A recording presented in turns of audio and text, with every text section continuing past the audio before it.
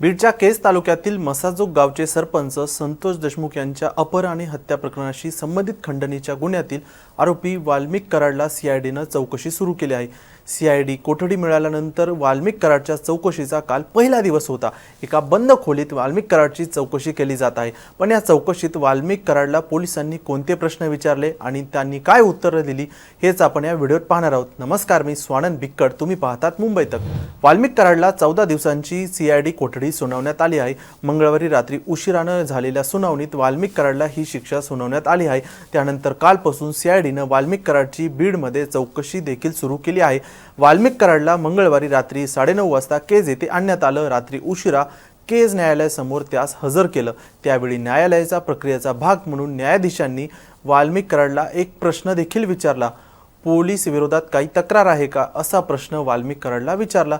यावर वाल्मिक कराडनं लगेच नाही असं उत्तर दिलं। वाल्मिक कराड आणि इतर आरोपींची बँक खाती देखील सध्या सीआयडीनं गोठवली आहेत। ज्या बँकेत आरोपींची खाती आहेत त्या बँकांच्या नोडल अधिकाऱ्यांना सीआयडीनं पत्रव्यवहार देखील केला आहे। तसेच बँक अकाउंट्स आणि त्यातील तपशीलवार माहिती सीआयडीनं मागवली आहे। वाल्मिक कराड यांची सर्वाधिक बँक अकाउंट ही परळी आणि आसपासच्या परिसरातच असल्याची माहिती देखील समोर येते आहे। त्याचबरोबर राज्यात वेगवेगळ्या शहरातही अनेक बँक अकाउंट्स असल्याची माहिती देखील समोर येते। या बँक अकाउंट्सना गोठवल्यानंतर संबंधित मालमत्ता जप्त करण्याची परवानगी कोर्टाकडून मागवण्यात आली होती।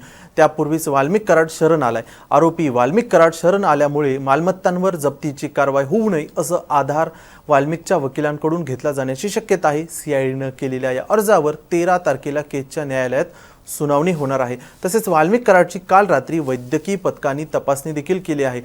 वाल्मिक कराडनं रात्री उशिरा जेवण केलं नसून फक्त अर्धी पोळी खाल्ली असल्याची देखील माहिती येते आहे। शिवाय वाल्मिक कराड याने सकाळी नाश्ता केला नाही। दरम्यान कराडला शुगरचा प्रॉब्लेम आहे। त्याचबरोबर त्याला रात्री श्वास घ्यायला त्रास झाल्यामुळे त्याला तात्पुरता ऑक्सिजन लावला गेला। सध्या वाल्मिक कराडची सीआयडी चौकशी सुरू आहे।